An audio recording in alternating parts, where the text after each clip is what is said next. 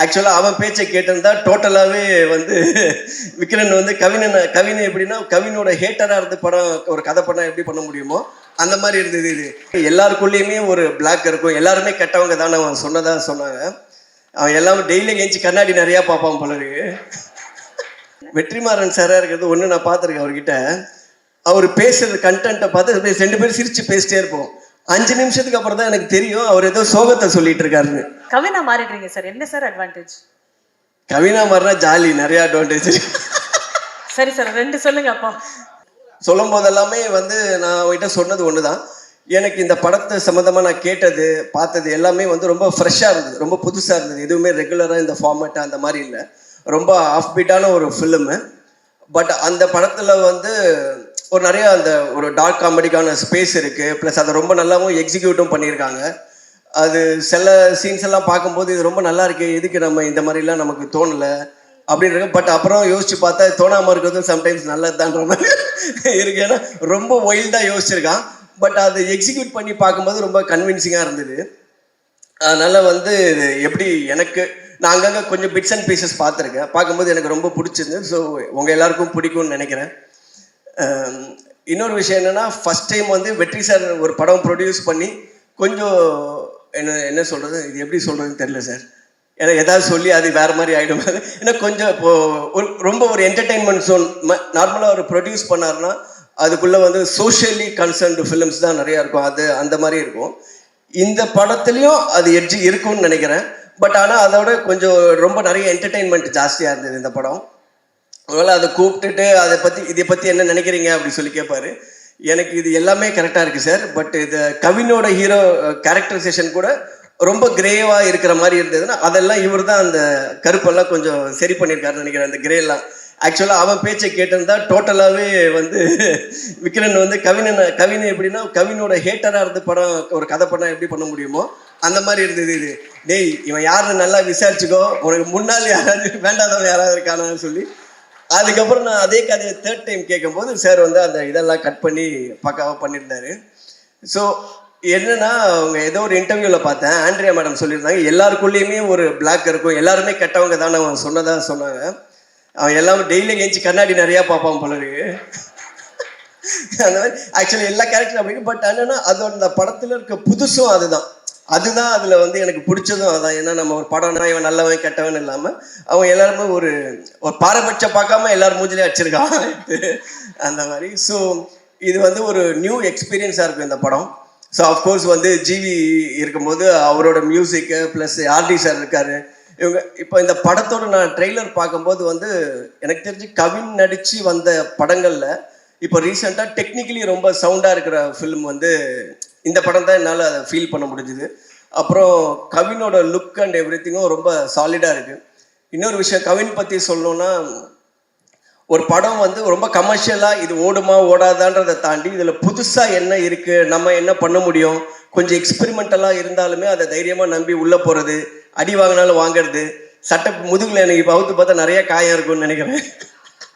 அந்த வலிக்கு மருந்து போட்டு நமக்கும் அப்படியே கை ஆறிடும் அந்த மாதிரி.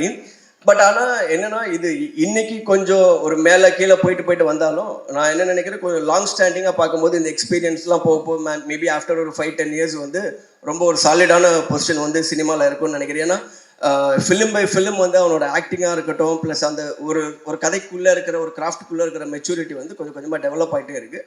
மேபி இன்னைக்கு எப்படி வேணால் டெசிஷன்ஸ் போன படங்களுக்கு முன்னாடிலாம் மாறலாம், பட் ஆன் லாங் ரன் வந்து ரொம்ப long way to go Kavin. All the best. And Andrea ma'am of course வந்து ரொம்ப எல்லாமே சேலஞ்சிங் கேரக்டர் எடுத்து பண்ணுறீங்க, இதுலேயும் பயங்கரமான சேலஞ்ச் கொடுத்துருக்காருன்னு நினைக்கிறேன். All the best to you. And sir Thanu sir, Kathiresan sir, எல்லாருக்கும் நன்றி. ரெட்டினோட போர்ஷன் மட்டும் நான் ஒரு 2-3 சீன் பார்த்தேன், ரொம்ப நல்லா இருந்தது ரெட்டின். ஆக்சுவலாக நீங்கள் வந்து நடிக்கும்போது சில படத்தில் கொஞ்சம் நீங்களாகவே எதாவது பண்ணுவீங்கல்ல க்ரியேட்டிவாக, அந்த மாதிரி பண்ணி அப்பப்போ வந்து சம்டைம்ஸ் வந்து கேட்போம், ஏன் இப்படி பண்ணுற நீ ஒன்று இல்லை எனக்கு அந்த டைமில் அந்த மாதிரி இருக்கும். பட் இந்த படத்தில் பார்க்கும்போது ரொம்ப கண்ட்ரோல் பண்ணி ரொம்ப நல்லா நடிக்க வச்சுருந்தாங்க. அந்த சீனை வந்து நான் எத்தனை வாட்டி பார்க்கும்போது எனக்கு அதே மாதிரி சிரிப்பு வந்துட்டே இருக்கு.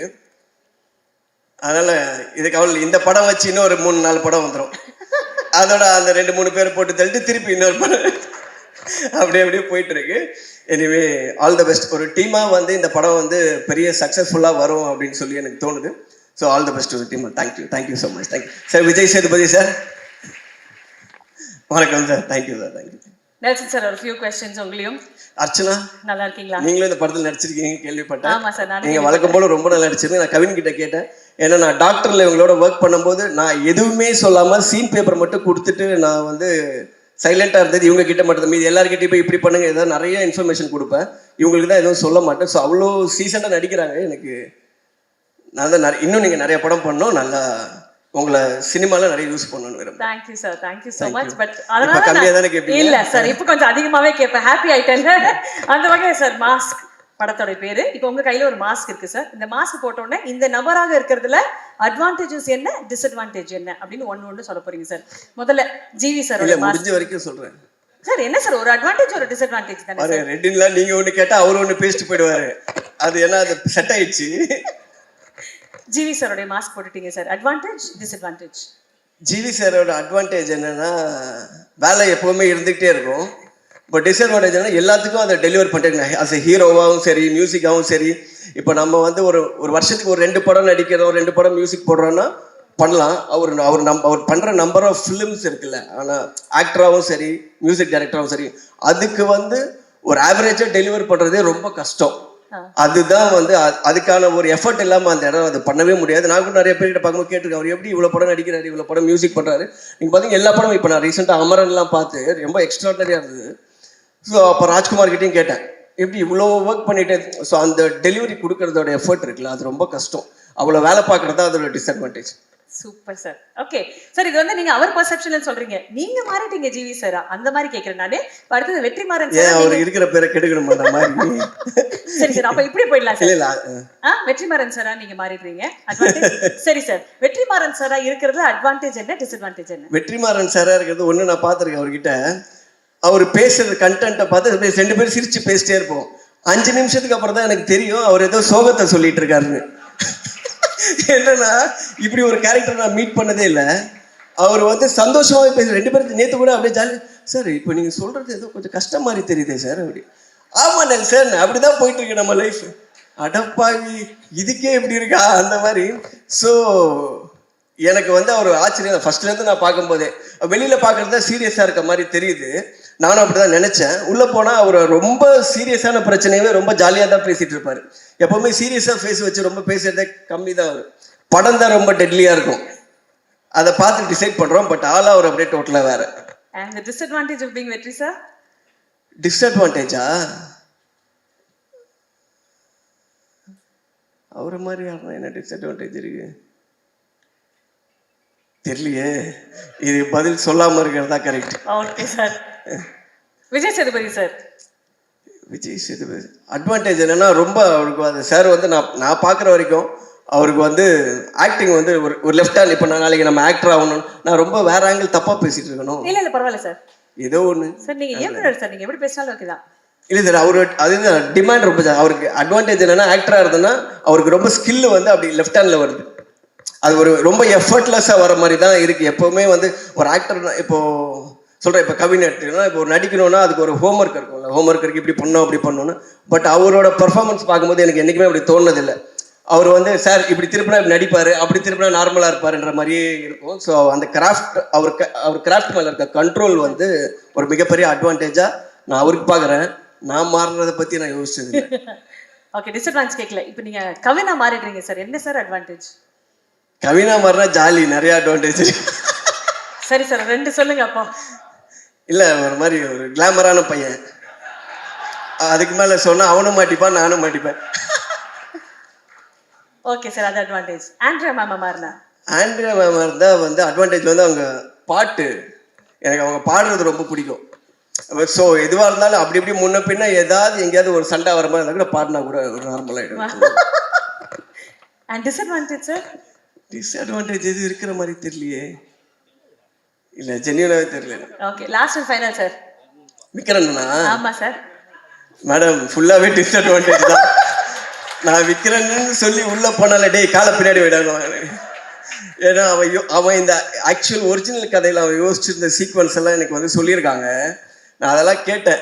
இதை கேட்டு தர்மடி வாங்க போறது கவினா, வெற்றி சாரா, இல்லை இவனா? கன்ஃபார்மா அவன் ஓட்டிடுவான் ஃபர்ஸ்ட். அவன் அந்த அடிக்க வரும்போதே க்ரௌடோட மெர்ஜ் ஆயிடுவான். அதுக்கான எல்லா பாடி லாங்குவேஜ் இருக்கு.